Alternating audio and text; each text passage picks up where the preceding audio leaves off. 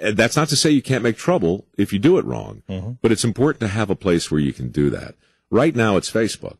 It might be something different in a couple of years. Yeah. I don't know. Actually, here's one of those places, too. You know, I get a little grief when I come on your show. Oh, I bet. I don't care. Because honestly, the people who are most interesting and most interested in a real conversation will look past it. So I just have to ask you a personal favor, because we're reading Nation's Business. This is a magazine, 1929, and you opened it up and said, look at the ads. Oh, yeah. Yeah. I mean, I can't find an ad with less than 400 words in it. If it doesn't say sex, right, good, you're not reading that ad. You know what I mean? No. There's a picture of an old Pontiac, you know, and it's probably 300. Yeah, it's 300 words here. Okay. Have you ever heard of the Jordan? No, the Jordan, the car, the Jordan. Yes. You know that this is the first story advertising was done by the Jordan. I didn't know that. Okay.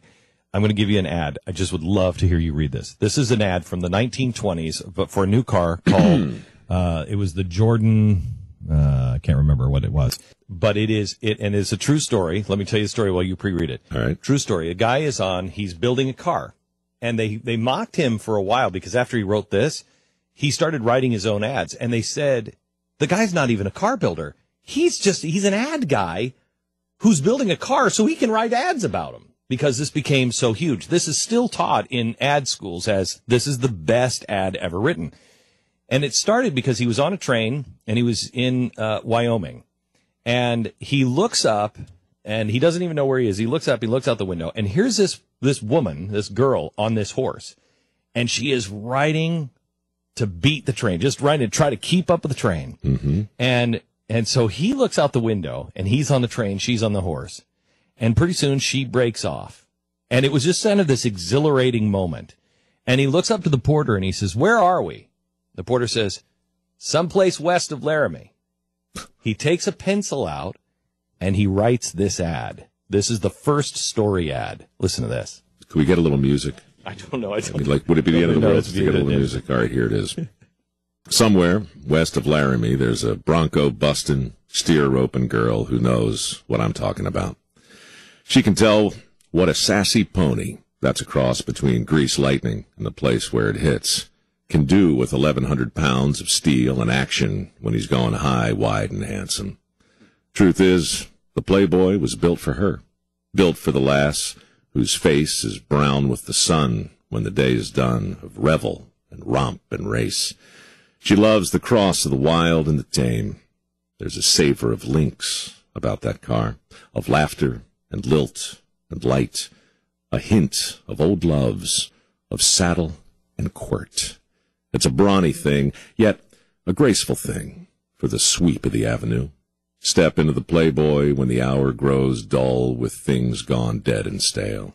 Then start for the land of real living with the spirit of the lass who rides, lean and rangy, into the red horizon of a Wyoming twilight.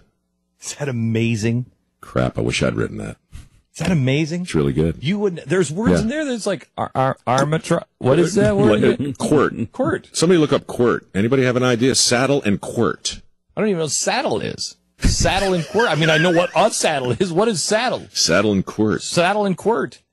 Yeah, that's. This is in an age where we're not talking down to people. Yeah.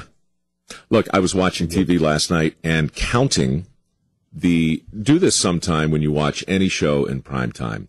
Start counting the seconds between takes, right? So when they change the shot, go 1, 2, 3, 4. Very rarely will you get to 4.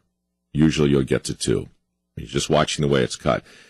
You don't even see it, really, consciously. Okay, let me tell you a story. Yeah. I go to CNN. I do a monologue, and it is, I think, 3 minutes long. Mm-hmm. By the time I left CNN, they were 9 minutes. I did a 9-minute monologue at Fox, and they were like, oh. I did my first 17-minute monologue at Fox. Yeah. And they freaked out. And that 24-hour period waiting for the ratings, everybody was freaking out. And I'm like, relax, it's fine. By the end, it was an hour-long monologue. Right. Okay. when I first went to CNN, you just said, count. You rarely get to 4. When I got there, they said, you can't do monologues like this. You can't do it, and you have to change the camera angles every 40 seconds. So if you're saying that it's now 4, because they said the attention span of the American people, if you're not changing, if you're not showing something new and exciting on the screen, every 40 seconds, they're gone. The average person spends, when you go online and you're reading a story, you're talking about an ad with 300 words. When you're reading a story, you go and you're on Facebook and you pass on a story from somebody. What's the average time that person spends reading that story? Do you have any idea? Over Facebook? You send somebody a story and they go, and you say, hey, here's a link. You got to read this story. And they click on that story. What is the average time that person spends on that story? 15 seconds. 23. Okay. 23 seconds. How do you even know what the story is in 23 seconds? Do you know what TLDR means? No. So I think I have it, though.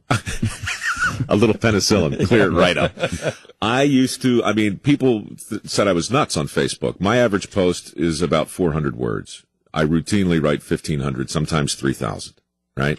And when I started doing it, people would start writing TLDR. I'm like, what is this? What is this? I looked it up, and it's too long, didn't read. But I was also getting a lot of comments saying, in this TLDR culture, isn't it refreshing to actually read something that, Yes, but you have to spend some time with. You got to spend a little time. Yeah. But that's what's for sale today. Everything is faster, faster, faster, faster. And look, you have to I think you have to challenge viewers. You have to challenge listeners. You have to challenge readers. Challenge yourself. Challenge yourself. And you know what? You may not find a mass audience, but there are other people like you. And for the first time in human history, we have a chance to find those people who are like you all around the world. You know how you get the Marine Corps? A brilliant marketing guy or woman, I don't know who, said, look, stop trying to appeal to everybody. Appeal to the few and the proud. It's a different proposition. Yeah. Right? You can't get everybody, but everybody's trying for everybody. Right.